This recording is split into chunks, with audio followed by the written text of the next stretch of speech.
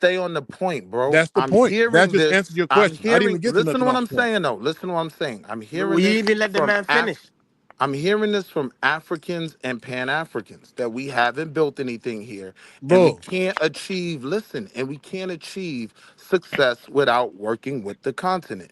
first and foremost, that's not true, bro. You over here making straw I man. know it's not You just true. said you were successful. I I'm not know it's even not debating. true. That's the point I'm trying to make, bro. So why are you so offended by people making shit up online? I'm trying to make a point. Listen how that See, sounds. that's the problem. That's the problem. Every time I start speaking, I get cut off. But y'all Because want you to being hear bro. Domo. Oh, I mean, y'all man, want to go hear ahead. Vovo shit on y'all though. Go ahead, No, man. because Y'all don't want to hear me. I Just want go people ahead, to hear. bro. Chill out. Oh, stop it. Nah, I'm saying, like, I damn near Oh, between. hey, that's a fine. That's a tariff. Gotcha. That's Somebody a in the tariff. background got That's you a too, tariff. bro. That's a tariff. I didn't say nothing. He said the N word was said. It came I off your didn't mic, say bro. I don't care. It came on your mic. For the That's your N-word. boy. It Come came on on, your man. You mic. That's bugging your out, boy. man. That's I your was man. trying to speak and make a point. That's And you your rather listen to background noise your man's around me? That's your man side busting. Tell him Hey, to pay Dynasty, Prince You want- Dynasty. I'm in a I'm gonna black cover his community, tariff for him, man. bro. People just talking in the background, bro. No, I got you, bro. Go ahead and make Like your I'm point. in the community. Like you gonna Dynasty, Why, I got why it, they bro. don't gotta pay it I'm immediately, attending though? to you, Why they Dynasty. don't gotta pay it immediately? If Vovo You'd don't pay it rather immediately, listen to the Vovo gotta background. go. You'd rather No, I listen just to told the him I got it. background your than listen to me make my man's point. side busting. This Your is guy's is strange. side busting. He's being nosy. He's being nosy. Here's the thing, right? He's being nosy. Hey, Yeah, Willie, that's what can we I call it, continue bro. your statement, Willie? This is crazy. Like I can't make Here's the my thing, point, right? but we Here's want the to thing, listen right? to the background in my community. This is insane. Willie, Here's the thing. Here's the thing, right? I'm not even mad at y'all. I see what y'all is, though. I see Can what I y'all make my is, but point? Yeah, please make your point. Quit cutting I them off. never get 30 seconds without Oh, you getting got cut off. 30 seconds, Willie. That's at Go, my guys. Do not interrupt Christ. Willie. You got 30 seconds. Go ahead, Willie. Damn. I mean, the point I was just trying to make, and I kind of lost it, but what I'm saying is when I hear these things, right? My question then becomes, why would anyone want to ally with me? Right? If you don't believe that I've created anything successful in America, if you don't think I can accomplish success on my own, then why would you need me other than to exploit me? Okay, yeah. To go back to what Two was things to asked that earlier, though. who's asking you? Why do you keep making it about yourself? That's But like, who's the saying, first point. Willie, come, you I'm know, making it about the black community. Bro, the second point is why man. do you feel this way when you know it's not true though?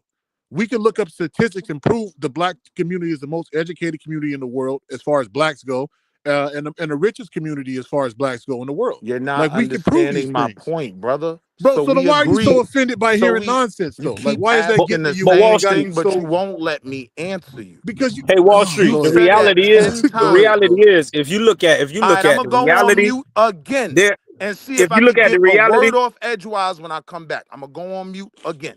Willie, go ahead. You got 30 seconds, Willie. I Go mean, ahead, Willie.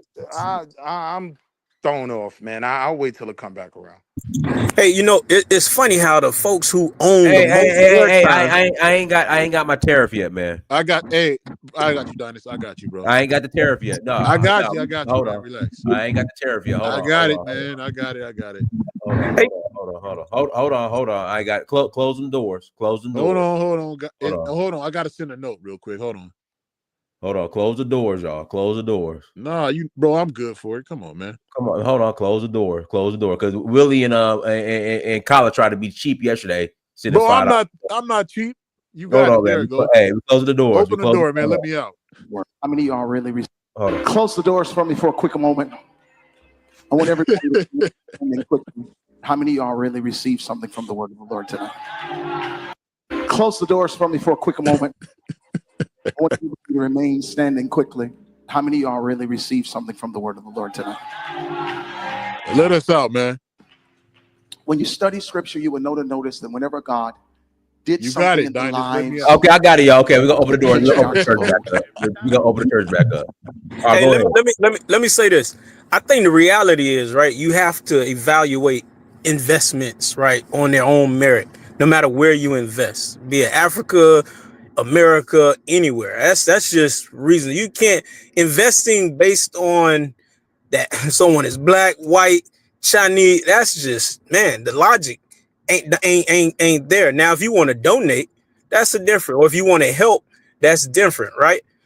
Also, if you look at things when it comes to Africa, there's people from countries all across the globe investing in Africa and making money. There's people in Africa investing in other countries in Africa and making money, right? But I'm sure they're doing their due diligence before they invest, and they're not just investing simply because it's Africa. So you shouldn't invest just because it's Africa, but I would bet in 10 years from now, your opinion about not investing in Africa, I'm just looking at how the world is going, right? I'm willing to bet that whatever your opinion is, right, about Africa that deters you from investing, you'll look at Africa and think differently, right? Because so much is going on right now. I don't know where you should invest. I ain't telling you should invest, but things are moving forward, All so right. that's my And point. I respect that, right? Here's my thing. All right, go ahead. You go back. Here's my thing. Just saying that, like, y'all on some fairy tale stuff. Like, I'm a guy that I'm pretty good with money. I've been having money ever since I was 12 years old. You know what I'm saying? I've been a hustler. You know what I'm saying? When you say invest, that's so vague. What are you investing in? Investing in education, If I was a investing Pan-Africanist, in real estate, somebody investing got in feedback on their agriculture, mic, man. It's just crazy. Huh? investing in Look, there's tourism. only 5 of us in here, bro. Yeah, goddamn, we can't. I mean, I just answered your question. Can you mute his mic, bro? Any way to mute this guy, Mike Donis? I don't know who shit that Can is. you mute your own mic? I don't know who shit that is. Donis. Can I try again now? Go ahead. I'll wait till the mic because I got something to say. I don't just be wanting to just talk randomly, but go ahead. I'm saying, right, wealth in Black America is in certain places. If you want to appeal to those people, the first thing you guys are tasked to do is create stability where you're telling me to invest, right? When I'm hearing about coups left and right, when I see governments changing every other day, that is a place where I would lose all of my investment, right? Okay, Maybe yeah. it might make a bit more sense for me to invest in my own people right here in America, Yeah. where if we don't have everything, we have stability. And I have the task of making sure that Black American babies are, because they're my babies. Okay. So when you say that, do you think of Africa altogether, or you think about specific countries where they have unstable economies? I Just do be say it honest, as a bro. broad. I do say it as a broad term. Like the Okay, one but government I probably really look at as having some stability in the financial world is Nigeria. And when I look at all the schemes and scams going on over there, it's like, right, do I really that's want to do that? unfortunate, bro. But think about this. There's 54 countries there. You're gonna have to do some research and see where they haven't had coups ever, and where they're more peaceful and where they got more stable economy, because they do exist. But Okay, here's I the mean thing, bro. they're When it out there, comes to bro. my dollar, though, my You're not dollar is a listening. You taking it globalist. personal, man, to where like No, I'm literally not somebody's trying to taking recruit you, anything personal, bro. You bro. sound like my baby mother when you say that. I'm not taking nothing personal. We having a conversation, right? Okay, all right, What bro. I'm saying is, as an investor, my dollar is globalist, but I'm B1. I'm Black American So first, when you right? invest, do you do research? Do you Of not course I understand what do. I'm getting at, bro? Of I'm just course saying I on a do. global scale. You talking to Africa all as one country. Of course I do. And that's wrong, because there's 54 different countries in No, there. I'm They have different saying, no, I'm economies. saying, of course I do my research.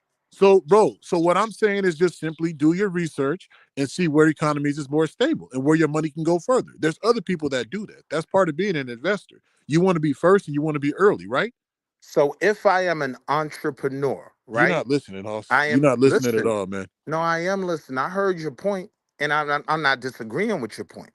What I'm saying is, if I am approaching business to build my own businesses and corporations, then I have to look at the money that's available to me. Right. I have to have economies that can buy my product. Why would I go to Africa for that when I'm here in America where all the money is? So Hey, give me an example. wait, 1 second. Hey, Theo, there's just too much background noise when you unmute yourself, man. Like, you guys got to stop calling on these bad Obama phones. Man, I got a top You notch. stop it, man. Top notch Obama You phone. know, you're on your Obama Timu Flip AirPods. phone. You know, I And, just, and, I and can't, I got a do it. Lumumba battery. It's about to die. But Okay, what's the go point? in and charge it. Go in and charge it. Hey, but let me ask you real quick, Wall Street Willie. From what you just was saying, man, for an example, like you don't have to give your actual like field of work and everything, but like what would you say you would try to scale up to like globally, like any type of business that you are actually working on or you could see yourself working on in the future like that? Because like Private equity, right? I am talking about, people can say it till they blue in the face, but it still won't be true. There is a lot of wealth in the Black American community. you know, bro, for the sake of the conversation, Private equity is us pooling our resources and investing in other businesses, bro. buying other businesses. Okay. That's what I'm into. So in that case, if you're into private equity, then you want to look into already established businesses in other countries, and then see where you could get a valuation and where you could add to that and get a higher return on investment, right? Absolutely. You're well read. So Absolutely.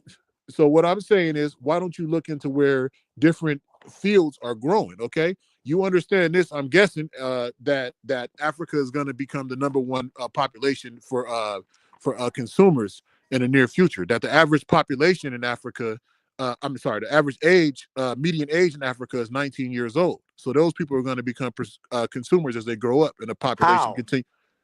Let me, bro. I mean, it's common sense. When you have people, you have to supply those people with things. That's how. But anyway, If we're talking about a government that doesn't have let an me finish, bro, because economy you're missing the and point. I job don't want to get opportunity, distracted off the point all with right, this. good. So anyway, you got to look into where those fields are actually developing. Africa's not just sitting there with, you know what I mean, with kids with flies on them and shit like that, like some people might think. You got to look into the different and growing economies and where those trends are starting to go, right? Like you would do in any type of business. You would look and see where tourism is going at, okay, where they got hotels and real estate and stuff like that. You got to see where the currency is more stable. You got to look into all that kind of stuff, man. You got to see where education sectors are starting to boom, where there's value added products being put back into Africa. All this stuff exists, bro. Like it all exists, but you got to just do the research to see what. That's what I'm saying. So if you want to look at equity, you could be like, hey, you know what? Cybersecurity is growing. Oh, they got a cybersecurity IT school over here in fucking Botswana or something. Then I'm gonna go look into that. Or oh, they're starting to build manufactured automobiles in Africa and fucking Burkina Faso. So I'm gonna look into that. So you got to just do the footwork on that part and see what kind of market they're going to feed in over the course of the years, like you would do with any type of business that you're working in. But it exists in Africa. But nobody's going to come to you with that. Like you were saying about being an investor, you want to be early, right? So you got to do too all far. that. Hold on. So what's the company? It's like Itwa, something like that, right? The Burkina Faso car company that I was very, interested in, right? What's the name of that company? It's like Itwa or something like that, right? Yeah. I'm just prefacing the fact that, yes, my brother, Africans will tell us all the time, you don't know this, you don't know that. No, bro, I've done the research. That's the reason why I wanted to throw the company name out there so I can make the point that I have looked into these things. But here's my point, right? You're talking about an electric car company where, number one, they're going to have competition with the entire automobile market in a country that is a day and a half away from a civil war. Okay, listen, man, because you're getting off topic again. That was a specific example that I was. off topic? This is why it's off topic, bro. Because you getting attached to a specific company. What I'm saying, Donis, could I get a minute, Donis? No, bro. Let me finish. Donis, what I'm saying is the car hold on, company hold that on, we're bro. That's speaking one of is specific in company. But I'm Burkina saying you got to look at Faso, the is other. it not? The So car listen, company we're speaking of is in Burkina Faso, bro. is it not? I was using it as an example, bro. So you I'm don't see the saying bigger. let's stay on the example. This is a company that I've looked into and I was, intrigued by. Okay. But when I bring up the fact that it is in a country that could be in civil war overnight, you dismiss that like that's not a big deal. Because it's one example. That's 1 out of 54. So let's look at the other countries. That's why I dismissed it. Okay. But you could look into other work too. You could look into the street bikes, right? They got these they call them tuk-tuks out there, where it's like 3-wheelers and stuff like that. And they're moving to electric ones too, to try to cut down on pollution. So I mean, there's other different industries and stuff you could look into as well. What's the company? Look it up, bro. I'm not doing it for you, but you're gonna have to do your groundwork, like you just said you do. See, and then we do this, and then this is what we. You want me, bro? You want me to put the money up for you too? Come on, man. You just said you was an investor, and this is what you do your research on. So there you go. You got something you can look up. Man, leave that man and his money alone, man. I'm not coming for his money, bro. I'm just trying to help him understand. No, listen. I mean, it ain't going where I would like. Hold on, listen. At least you got somewhere to start, bro. We're I'm good. pretending. You go ahead. We're pretending like the conversation isn't about Black Americans investing in the continent, right? So if you're telling me I should do this, how come you can't tell me a company? And clearly I did, right?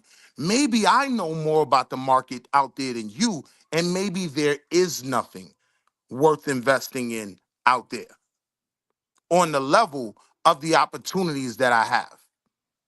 All right, then keep your money in America. Have fun. And so that was kind of my point.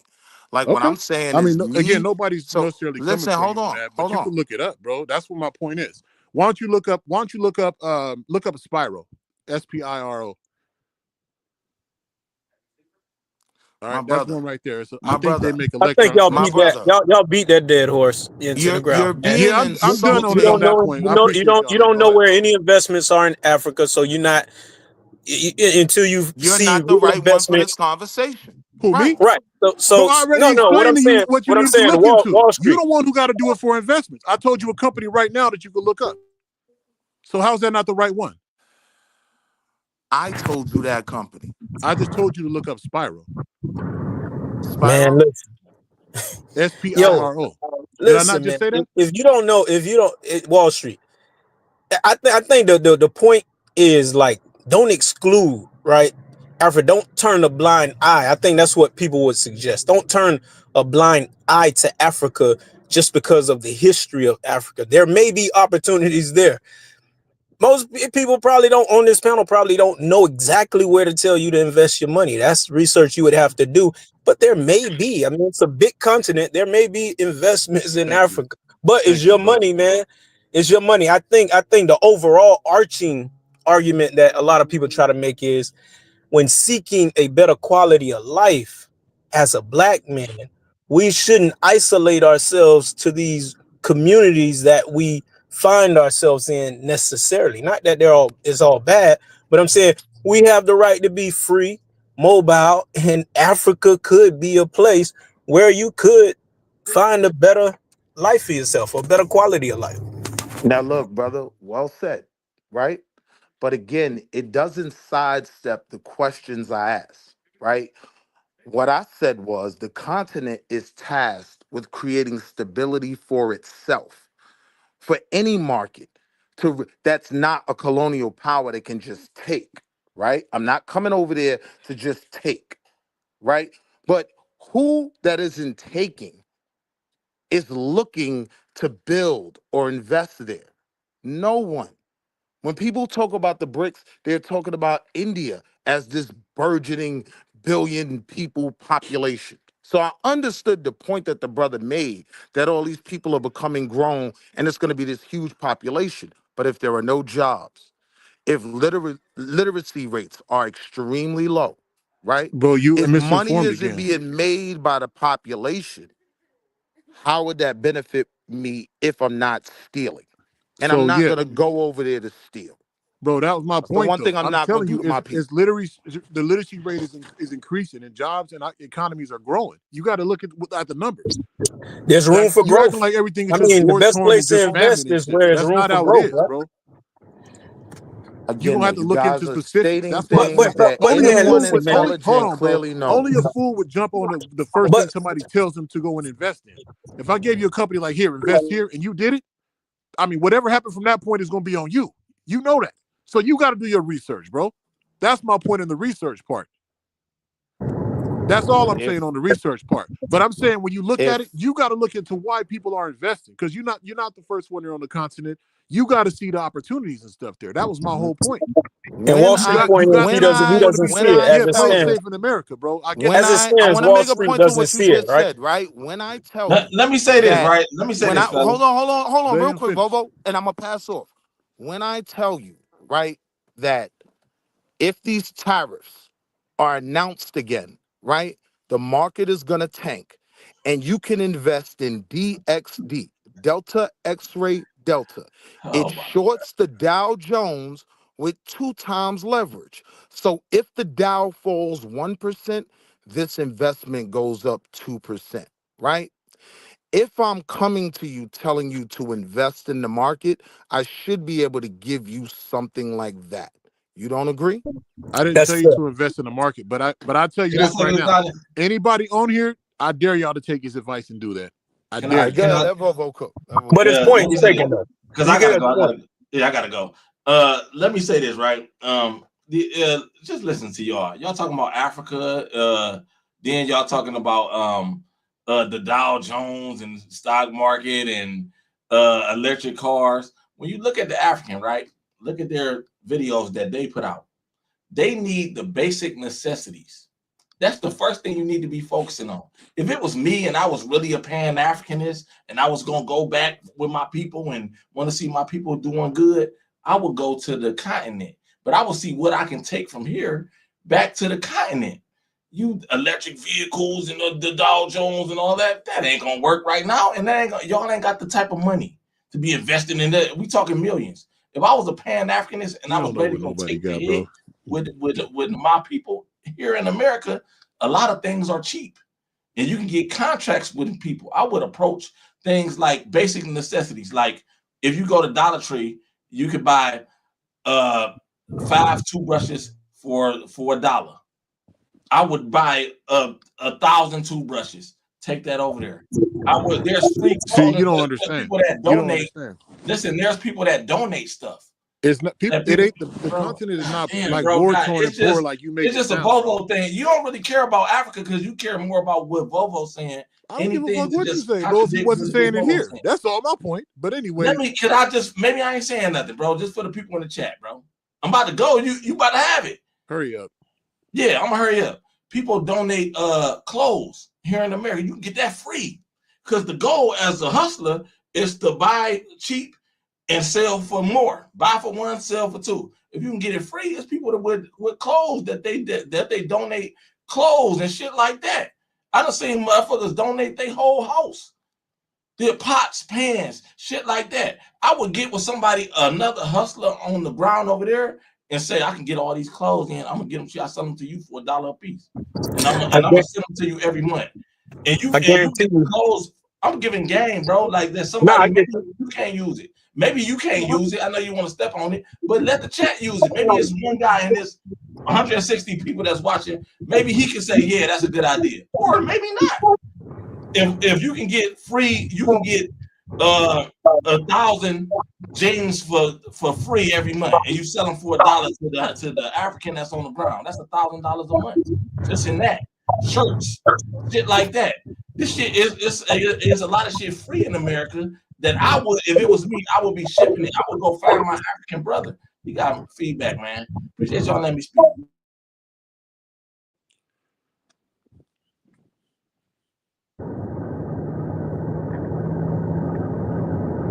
You want to add on to that or what? I mean, I get his point, but I think the reality, man, with the world, global, I mean, America isn't the manufacturer. We know that. We know that the gaps are being filled by China and other Asian countries, and that's just the way I think it's gonna be for a while. But that's not to knock down any hustle that seeks to do what he said, because there might be some validity to what he was saying. I mean, you get something free and you go sell it for 50 cents a quarter, you made a profit. So yeah, you can't argue that. But the reality of making that sustainable, I don't know. But you know, if you can get a bunch of stuff for free and go sell it for a penny, you making a profit. So. Yeah. And there's a lot of opportunities to do stuff like that out there on different levels. He was saying that he wanted to do equity, so he wants to like buy into companies as they develop, like some Shark Tank type shit. So if that's what you want to do, I mean, they have them too. And the Chinese companies ain't all owned by the government of China, so you'll still be able to work with like private dealers and stuff too. There's a lot of people who do that, who do have business with Chinese people and stuff out there. Well, there's a lot of Africans who are from Africa who go back and forth between China and Africa, and people set up in there's parts of China that have African communities that are dedicated to buying products out of China and sending them back. So the idea, man, that Africa needs African Americans as a savior. I mean, it's you know, not No, that you can't help. Any help is help. But I mean, I think sometimes this stuff gets, you know, the ego, and it gets a little arrogant, and I don't know if I don't know if that's the reality of the world we living in today. I think we pretty much going off of those videos we watched in the 90s and 80s that got us, you know, that got our perspective the way it is. But I don't It think that's sounds where the to world me is. though, it sounds to me like sometimes y'all have an issue with Black Americans having pride. At no point did I ever hold on. But I don't have never false get pride I though. Let never it be get a word real. out. Every People time I always, talk, bro, as an y'all act American like it's myself, me. bro, I see the type of, Y'all act I like see it's how me. he I is let when we go visit everybody other speak. countries, bro. It's not like a pride. It's like an arrogance, to be Man. honest. Crazy. That's crazy. And then y'all want to cut me off when I speak, and I'm allowing y'all to speak while y'all do nothing but try to slander me. I never Nobody talked slandered about you, being bro. an African This savior. again, I personal, never but all right. talked about being Africa's savior.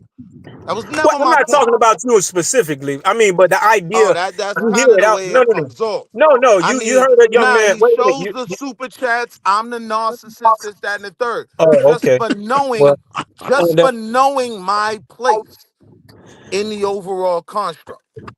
Now I'm a narcissist. I don't think you really know I mean, you got an idea where your place is, but I don't think you know what how you actually are seen. But all right. No, I do know. No, I absolutely know how I'm seen. And a part of that is I'm always cut off before I'm allowed to make my point. And then when I'm cut off and I fall back, people make arguments for me I was never making. I Hey, never Wall claimed Street. to be the To be savior fair, of Africa. I'm to not be fair, saying Wall there Street. isn't economic opportunity in Africa. To be I would fair, never Wall tell Street. anyone that. You've spoken more than anybody on this panel. To That's be fair. bullshit, bro. That's a No, I lie, ain't That's a lying. man. fact, Listen, bro. I'm being Every objective when time I I say cut, this. y'all cut me You've off. spoken. I'm the Okay, only one but that said, yo, I'ma just go on mute. That's For like cap. 2 seconds? Shit, man. Don't That's act like you don't cap. be talking, bro. Don't act like you don't be talking. listen, I ain't picking Yo, at you. I'm just hey, saying yo, you. bro, I've heard your every boy time I on here. start speaking for 2 seconds, I'm cut off. Every single time. And the only reason is the arguments that I'm making aren't as easy to refute as the That's stuff not Bobo true at all. claims. It's They too harder to easy have to a refute. conversation with me than him. So you want to cut me off before you allow me to make my point, and then you try to paint me as saying something I'm not saying. No, I want to be I'm not abundantly painting clear. you. I'm just I saying want to be sometimes abundantly that's the clear. narrative. I do think there is a lot of Don't take economic that personal, bro. opportunity on the continent. I do. Okay, okay. I don't think everyone is going to be prepared to capitalize on it. I That's true. think to Of course really not. capitalize on the economic opportunities in Africa right now, you have to have some form of a military behind you. My personal No, you opinion. don't, bro. You need to My I don't think research. personal so, You got to opinion. look at but these that's your countries. opinion. That's Right. your opinion. That's all. But I think We're all analysts here. we don't have you. Let's say this. You don't have the knowledge as it stands right now. You could develop that knowledge, but as it stands right now, it's fair to say you don't have the knowledge to make you comfortable enough to invest in anything you've That's not identified. even my argument, bro. I mean, that's I'm reality, not saying bro. it's your That's at argument, but least But if what hold you're I'm, on. So saying. no. I get where you're going, but I want yeah, to ain't clarify my stance. I'm saying I could make way more money right here. right, and that's what you go. You as That's far as my you stance. know right now, as far as Right. you the knowledge you have. Right. Correct. You're more acquainted with the investments that you know of here, and you Right. haven't identified anything in Africa that you know that you could turn a profit Yeah. from That's versus bigger than the right. opportunities I have here. Yes, I And agree. conversely, there are probably plenty of people who have intimate knowledge of the landscape of Africa who make plenty of money because they know where to invest. And that's I'd just a love for difference. him to Could be share it just with me. Yeah. yeah, and that just could be a difference of the information that you have at the moment. And that's Right. fair. And so I don't think people should just expect you to just dive into Africa. But Of course not. I do think is there's merit to someone advising you, right? And saying, hey, don't overlook, this area over here, because it gets overlooked often, right? Yeah. Simply because of the stigma, but there may be opportunities there, right? But it also still would be one thing I either want to up add to real them quick, to bro. tell you specifically what they know, or you to kind of say, as an investor, let me put my investor Right. lens Because on that's where I and am go in the see. Exactly, conversation, bro. right? I know there's economic opportunity there. That is not, nobody has to convince me of that.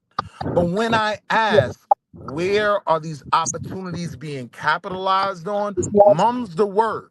If you wanted to know I gave you an example, ways, bro. You didn't hear my example? you gave me Spyro, bro. I still can't find this African company. Look up When I Spyro look up, electric motorcycles on Google. all Google right, I'll look it up it. again. I ain't SPIRO. put in electric motorcycles. I'll do that. I'll do that. But here's the point I'm making, right? What I'm saying is, if I'm saying you should invest in black communities, I'm gonna tell you there are Exactly what the businesses best. like Slutty Vegan, for example, that are looking to expand. Their issue is they don't have enough capital. They're looking to raise this much money. They're gonna pay you this much percent on a 3-year investment, right? Where's Yeah. that information? And Let really, me it's irresponsible to tell someone or advise someone where to invest if you're not, if you that's haven't done the due diligence on that, yeah. right? Let me get to that point. Because you could potentially, influence someone to lose money just Exactly. based off of That's the one yeah. thing you So gotta go ahead. Let me make this point real quick. Bro, you the thing about this working in America is different. We got fraud laws, we got FDIC laws. It's not the same globally. China's got different rules. Other countries have their own rules and stuff to Telling where me you could what I know, bro. easily, huh? You're telling me what I know. Bro, I get so it. that's why the reason why I'm telling you this is because guess what? If I told you to invest in a company and your money just turned into dust as soon as you sent it, that would be on you because you have to do the research on that. That's my point, bro. I can tell you where to send your money and this is a good place or whatever. That shit could My be point fucking is though, boarded up the next day. That's my whole point, bro. I'll give you a base, right, for your research. So for instance, if you're looking for a company in the market right now with long-term growth, look at CRM, right? see how you said that. Salesforce.com. I like the way you said that. Right? You You said get what I'm saying? look into. Right. Yeah. And I think that's a fair way to put it. Right. And then the onus is on the person based on what they Give find me the out. base. But Did when you you Google it when Yeah. yet, you're But bro? making an simply argument and Did you you saying, just Google say it go yet? look it up, that's So crazy. did yeah, you look up but no, Spyro simply electric saying look motorcycles into. and see if anything popped up? Did you do that, bro? I'm driving right now, but I'm about to Yeah. All look right. it up in 2 seconds. I'm If So pulling you're my yeah, gonna when do you some get driveway a in serious, chance 2 and if seconds. you're pull doing over some safe. serious looking, you ain't gonna just do it like right now while we on this. Yeah, no. I wasn't trying to put You're it not to gonna do make a nothing while true you're driving and analysis, shit. unless it's just some real good idea that's very apparent by, you know. All right, but But peep this, right? Here's my issue, right? The brother brought up the electric cars that set off the light bulb in my head. I've actually been looking at this company. So I throw the company name out there. I know I've totally butchered the pronunciation, Okay. but to show, okay, I have been doing research here. What can you tell me about this, right? And my main issue is I can see the potential for this company, but because of the unrest in that country, Yes. I think it could limit their growth, and you might be right? right. That's your He is right. your place to make a Now look, financial. bro, now we Yeah. don't want to have that conversation about the things I know. It's Right. crazy. What are you talking about? Bro, nobody disagree with that. Of course. What I'm saying is that's one specific country. And you got to look into others. That was my whole point, bro. You brought one company, you brought one country. And I was saying, okay, that might not work. That's not indicative of all the countries in Africa. That was my point, bro. So I gave you an example of another electric street bike company because that's what they do now. They're cutting down on emissions. They're signed into pacts to cut down on to save on the environment and stuff. That's where they're going to start looking into. I gave But you an I think example. the point, everybody's point is understood at this point. Wall Street point is he ain't investing his money until he knows what he's investing in and he's sure of it. He's comfortable with it. Your point is basically there may be some opportunities out there in Africa worth investing in. And you know, you mentioned a few things that might be worth looking at. I think that's just where it stands, right? I mean, and I think that's valid. You know, you can't, you know, everybody should do their due diligence and invest But hold on though. where My they point feel is even comfortable. deeper than that. Hold on, and I don't want this to get lost, right? Okay. The first thing I would ask the brother is, do you have money invested in this company? And it wouldn't be to ask that question contentiously being an asshole, being a Volvo, right? Yeah. I would ask that because my next question is, how do I even invest in this company? Yeah. Is How there a well market it trades on? Am I buying bonds? How would Right. I even facilitate it if I wanted to do it? Yeah. And the experience, right? What is your experience with investing been? You know, have you got a return? Those are relevant questions. No, I'm to ask. saying if I'm sold, right, and I want in, Yeah, but why would right? you be sold? What was How? sold? I mean, part of that would be the person's experience with their investment, right? Yeah. Wouldn't that be a valid information? Yeah. You Because want if to the you want to person, get you and want to again, get I real wasn't experience with asking people. that on an asshole level. I'm saying if the person is invested, then they can tell me, oh, you could buy ADRs for this company here, or it actually trades on the US market under this. Because a lot of times that happens. Foreign companies trade under what's called ADRs, American Depository Receipts. So I may be able to invest in this company right here in America. But people will tell me, as a Black American, we should look to invest back there. How? But Where?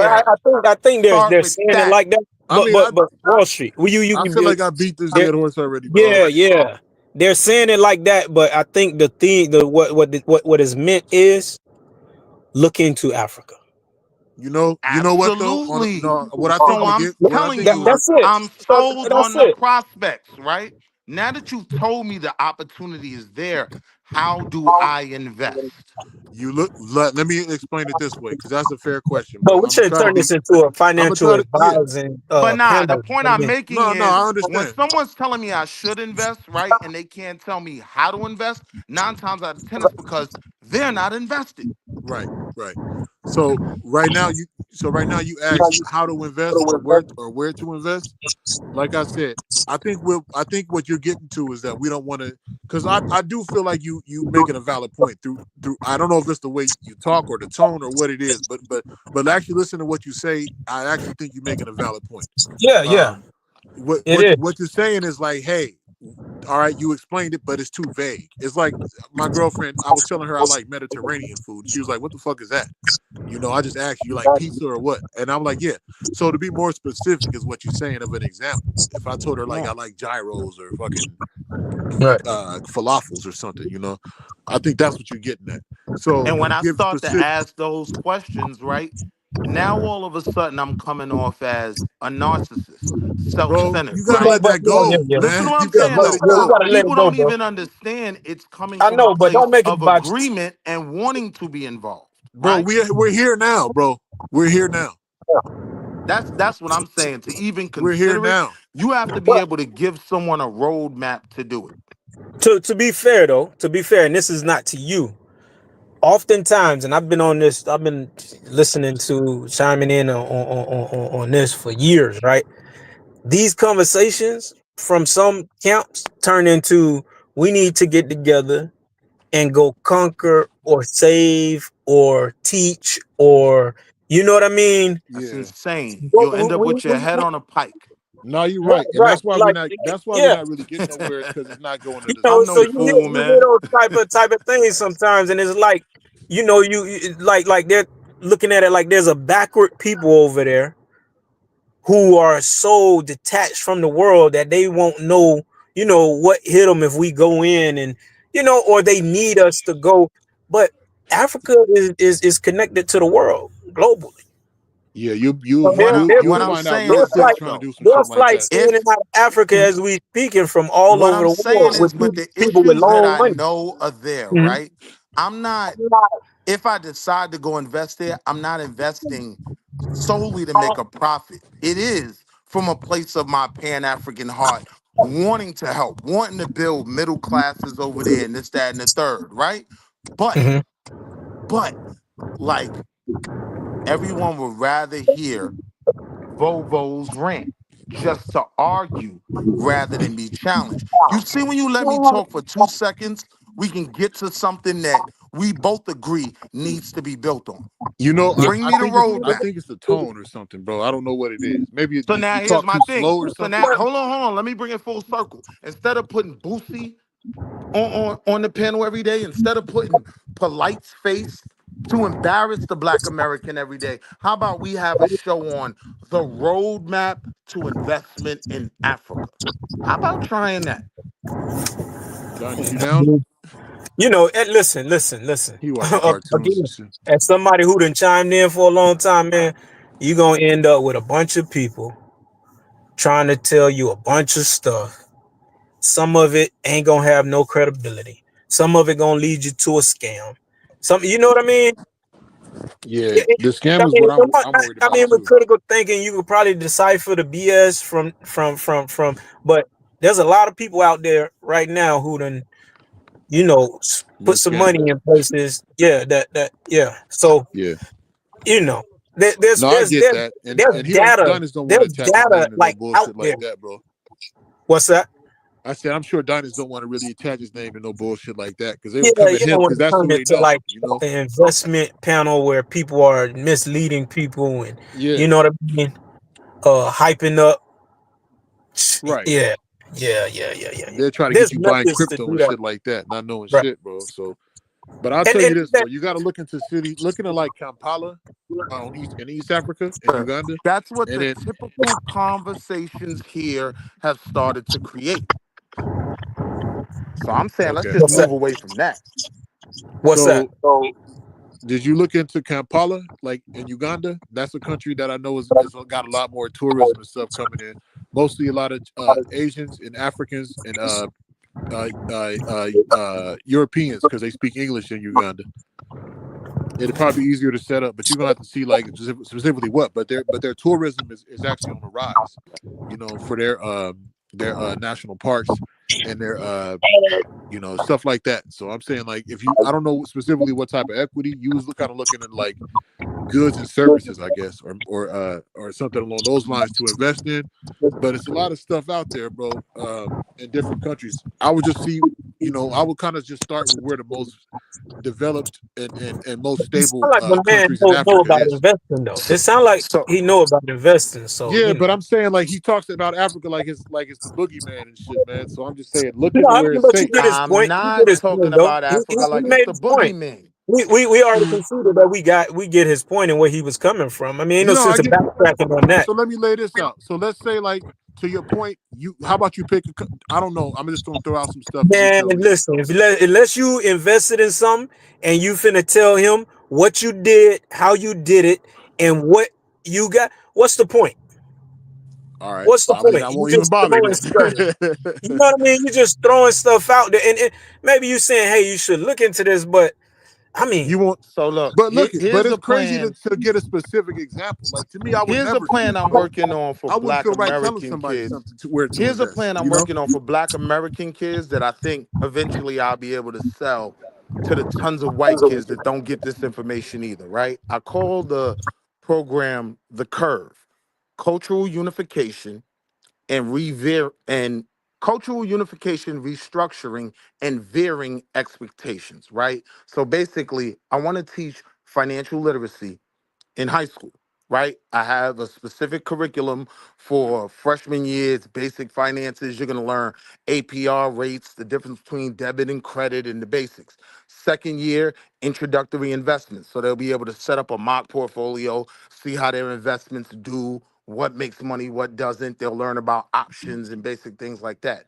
Third year, taxation and business structures, right? So they'll learn about write-offs. They'll learn the difference between an LLC and an S corp, things like that. Fourth year, senior year, about to graduate. If a little brother is designing sneakers or something cool, right? Or if a little sister has a business where she's making sweatshirts or whatever, I'm gonna give them the template for a business, proposal, right? And they'll submit that, and we'll select a few kids that'll be, in the future entrepreneur program or whatever we'll call it. For the rest of them, the overwhelming majority, the other 85%, who are gonna be workers, right? I want them to come out of high school with either a C++ certification, right? Or have their Series 7.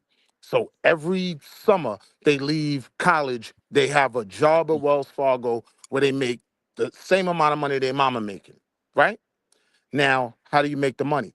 If I raise, let's say, couple dollars in this city, couple dollars in this city, what I plan to do is create the curriculum, grab black kids from universities that want to go on to grad school. So they need things to put on their, grad school application. I'm doing this, I'm in these programs.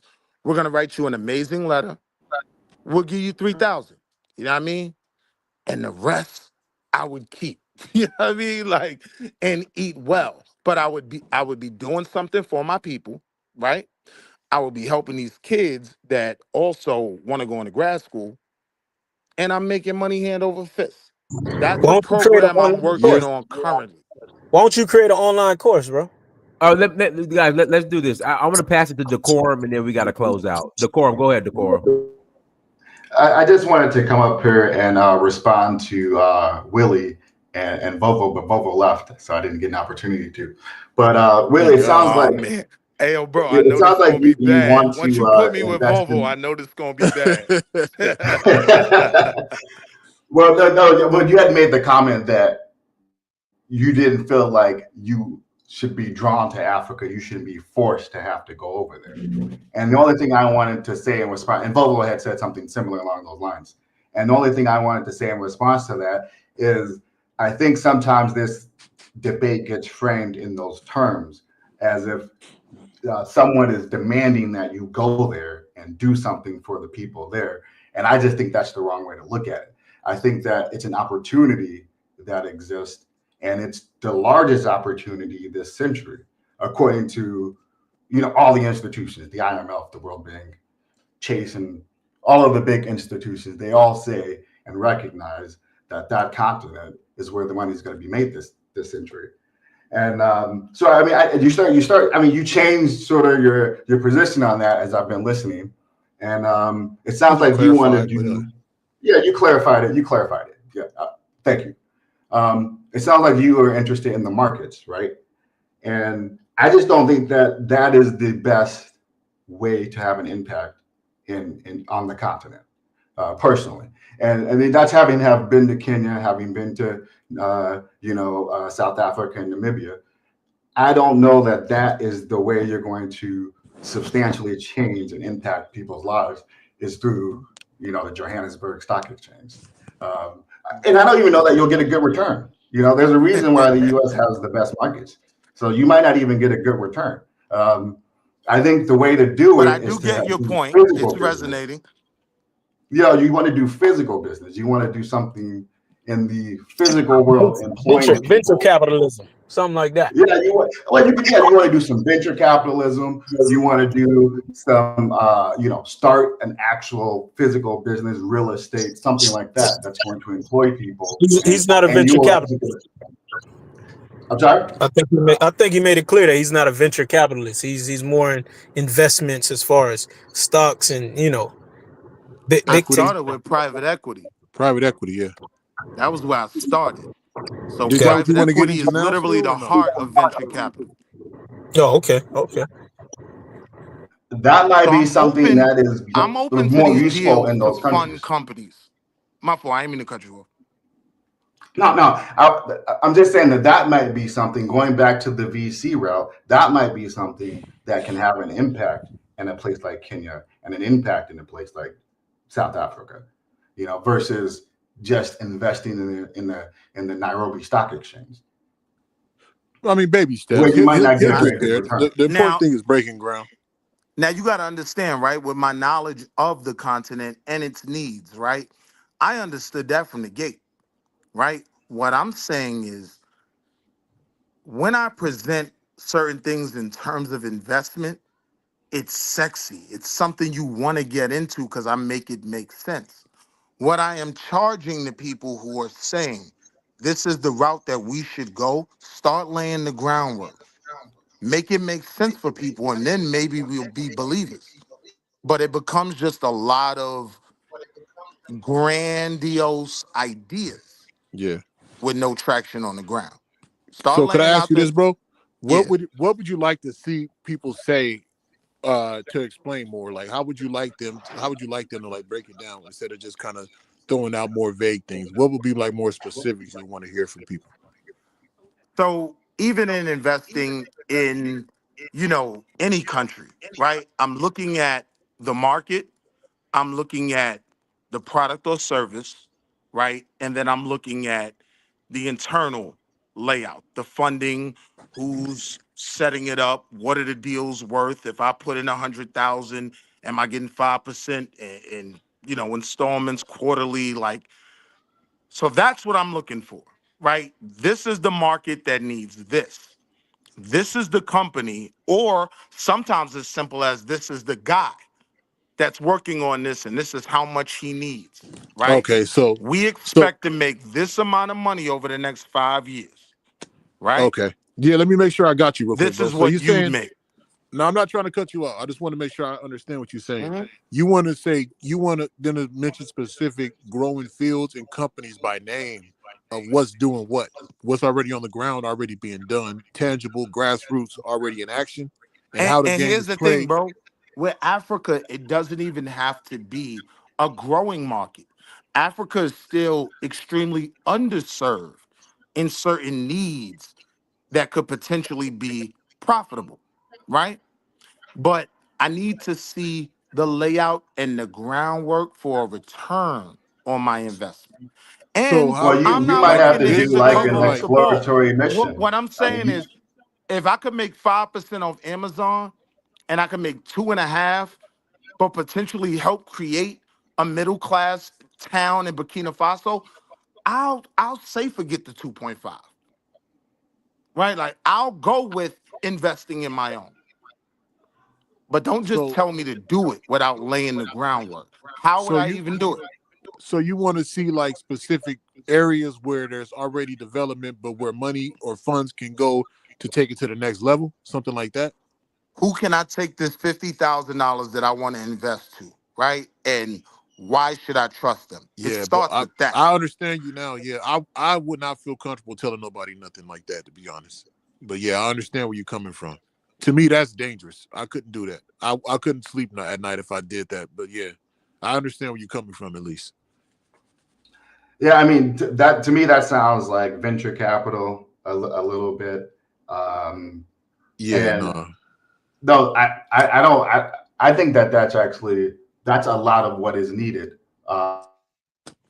especially for some of the entrepreneurs who they're looking for opportunities in these countries.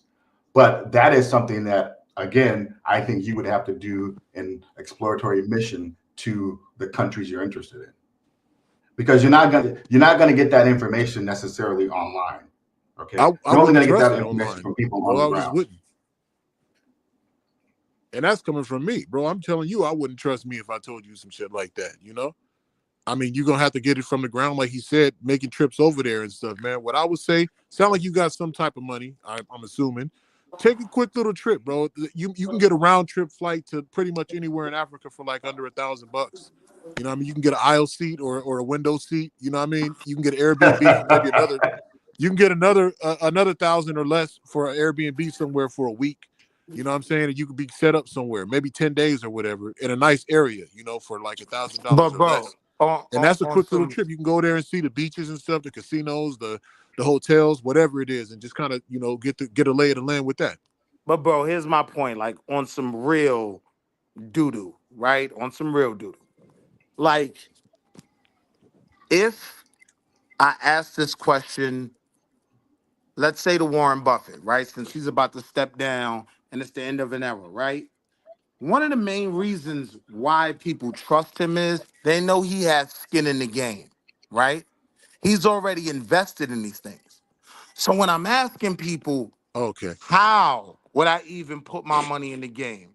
When people can't tell me that, I have to question, are they even invested? Okay. So I'll tell you my investments. I'm invested in logistics, where I have my own logistics company where we do transportation of goods. But I wouldn't tell you to get into that field. I just wouldn't feel right. And I'm not gonna let you buy into my No, company. you should be telling me what you need to expand No, and how I'm doing much all you're right. gonna be able to pay me back. No, I got you. But me You're personally, the I mean, I'm good. source. But I understand what you're saying. Yeah. You're the source. How do No, we no, help I wouldn't. your Bro, company you missing my expand point, bro. so you Like, can employ more people on the continent? What do you need? You need I more trucks. You need more factories. Then I could have the private equity conversation with you to say, "Oh, well, you think you need 200,000. Our investors agree you need 500,000, but with the bridge where you won't just be able to touch all the money, and this is what they're gonna expect back." Like, nah, dude. I'm it not. it I shit. understand, bro. Yeah, I'm not the person for this conversation because I would not feel right doing that, bro. Like You I might be though understand. if you have a business on the ground. I do, but I'm not gonna like. It's so many ways that Listen, shit can man, go we wrong don't for me, hold bro. on to our money, man. Let me tell you something. This private equity game, we don't hold on to our money. We're Yeah, look, but nah, we're ready to take a loss. nah, That's light. We take nah. way more loss. Listen to what I'm telling you. We take way more losses than wins. The fact is, though, with private equity, when we do win, it's big. You might be the big win. You know what I mean? So don't worry about my money. Don't lose no sleep if I'm looking to make a profit. Just worry about getting them trucks out there on the road in the morning so you can pay me my quarterly dividend. You know what I'm saying? Yeah, That's I the hear you. mindset. That's the Yeah, business mindset we have to Mm. attack the world with if we want to really work this circular economy and the things we're talking about. yeah. We talk big, but we start thinking and planning real small. I mean, yeah. I mean, Well, I just want to I'm reiterate working at a that level I the can feel comfortably. opportunity is in Africa, and that's according you know this then because that's according to Goldman Sachs, that's according to BlackRock, that's according to Citigroup and Visa and all of them. They all say the same thing. So you clarified your position, but for the FBA ADOS folks out there listening, the word they have in common is American. Is that not right? American, right? FBA, Foundational Black American, American descendants of slaves. It's American. And the one thing I know about Americans is that they are capitalists. They like to engage in business. So it just makes no That's sense to me debatable. when I hear these FBA ADOS people dismiss Africa. How can You you want say to you know? are American and you are dismissing the biggest opportunity that Watch this everyone though. You says want to know exists? why that's debatable and It's what's the definitely biggest debatable, point especially here. that I want you to take from this? When I say all Americans aren't capitalists, most Americans are simply surviving, right? And they survive comfortably, but they're not trying to capitalize. When you're talking about that FBA group, they are all broke. Listen to I what I'm believe it, telling man. you, I man. actually really do I believe that. represent the ABA, the Anti-Brokenness Association. Nigerian, Jamaican, Trinidadian, Togo, you're all welcome.